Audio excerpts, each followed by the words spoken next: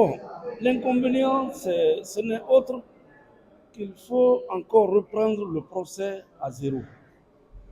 C'est-à-dire que les faits ayant été requalifiés et poursuivis pour assassinat,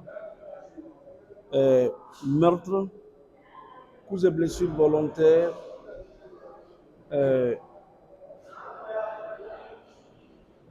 viol, incendie, etc., etc. Séquestration, voilà. Donc, après 15 ans, 7 mois de débat, le parquet se réveille subitement pour dire que désormais, ce n'est plus ces infractions qu'il faut poursuivre, mais plutôt il faut requalifier les faits en crime contre l'humanité, en responsabilité de commandement de l'autorité hiérarchique supérieure. C'est-à-dire que c'est une stratégie toute bien simple. Ce qu'on a lourdement perdu avec la main gauche, la main droite, il faut forcément récupérer avec la main gauche.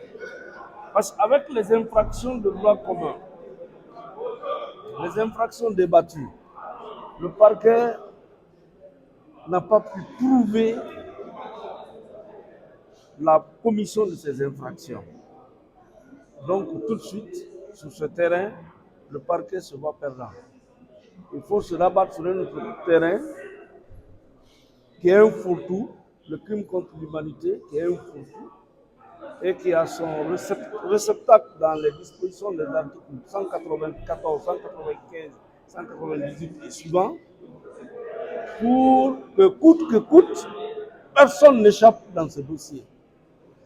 Et il se trouve que la bataille d'audience, les débats qui ont lieu aujourd'hui, ont déjà eu lieu bien avant aujourd'hui.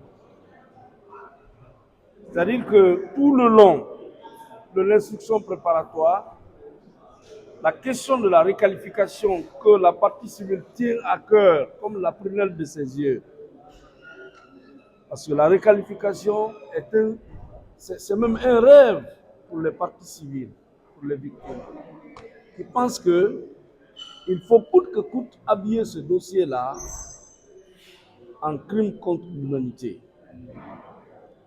Cela procure certainement des avantages qu'elles seules savent en profiter. Donc, après 15 ans, 7 mois de bataille, on veut amener ce tribunal-là à déshabiller le dossier et à le rhabiller de nouveau pour un nouveau point de départ. Ça complique la situation. Si on qualifie autrement ces faits, en quelle année on va finir ce procès? Surtout que d'ailleurs, cette question est déjà évacuée par un arrêt de la Cour suprême qui est parti d'un raisonnement tout simple.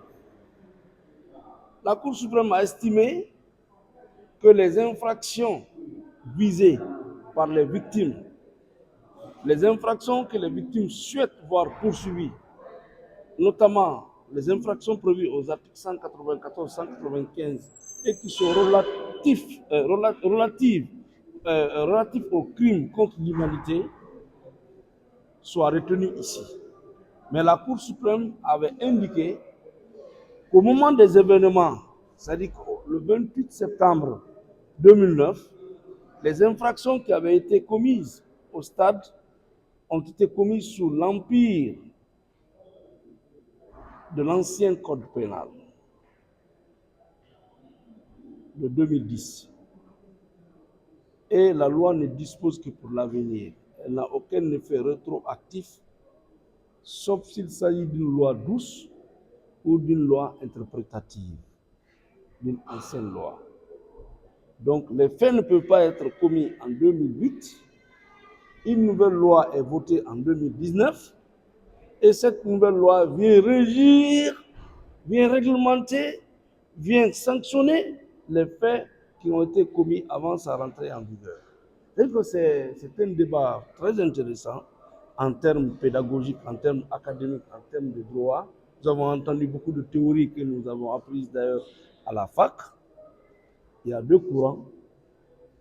les négativistes qui estiment que cette question est déjà réglée par une décision de justice versée dans le dossier de la Cour suprême, versée dans le dossier de la procédure et qui a été rendue par la Cour suprême sur la question expressis verbis, il n'y a plus à revenir sur ça.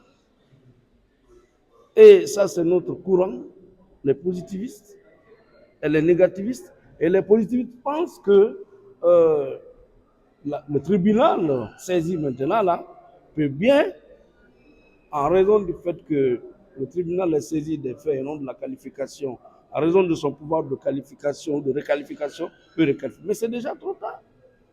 Encore que si la question de qualification n'avait pas fait l'objet de débat, il faut bien préciser, si la question de qualification ou de réqualification n'avait pas fait de débat, eh bien, ce tribunal aurait été compétent à examiner cette question qui vient devant elle pour la première fois. C'est la nuance et c'est la confusion que le camp en face tente d'entretenir. Je dis bien et je répète que si cette question de qualification et réqualification n'avait pas l'objet de débat, eh bien ce tribunal était vraiment compétent pour qualifier ou réqualifier les faits. Mais dès lors que cette question a été soulevée devant la Cour d'appel, elle a été rejetée. Devant la Cour suprême rejetée, ce n'est pas une juridiction inférieure qui devra remettre en cause toutes ces décisions qui ont été rendues. Donc c'était une façon d'amuser la galerie, retarder le procès. Je pense que c'est juridiquement impossible. Toutes les théories, la loi dans l'espace, la loi dans le temps, hein, la chose jugée, certains même diront en latin, nulum crimen, nulum poena sine legem. C'est-à-dire que la loi ne dispose que pour l'avenir, n'a aucun effet rétroactif. La loi ne règle pas les situations antérieures, ce sont les situations postérieures. Et l'exception est que si une loi doit régir les situations postérieures, elle doit être plus douce que la nouvelle loi. Une ancienne loi qui condamnait, par exemple, à la peine de mort. Vous avez commis une infraction en 2012, c'était la peine de mort. Et aujourd'hui, la peine de mort n'existe plus. Cette loi peut s'appliquer, mais à condition qu'elle n'ait pas, que ce cas n'ait pas fait l'objet de débats jusqu'à la Cour suprême. Mais dans le cas d'espèce, la loi dont on veut nous imposer coûte que coûte dans ce débat n'était pas votée, n'existait pas au moment de la commission des infractions. Et qui plus est, la Cour suprême a déjà réglé cette situation. Complètement réglé cette situation. C'est pour cette raison que ce procès a eu lieu. Donc, nous restons confiants que ce tribunal n'ira pas du dos de la cuillère. Cette réquisition ou demande de qualification qui a toujours été sollicitée par la partie civile et cette fois-ci cooptée par le ministère public, voyant la défaite, sera rejetée et les débats vont continuer. Je vous remercie.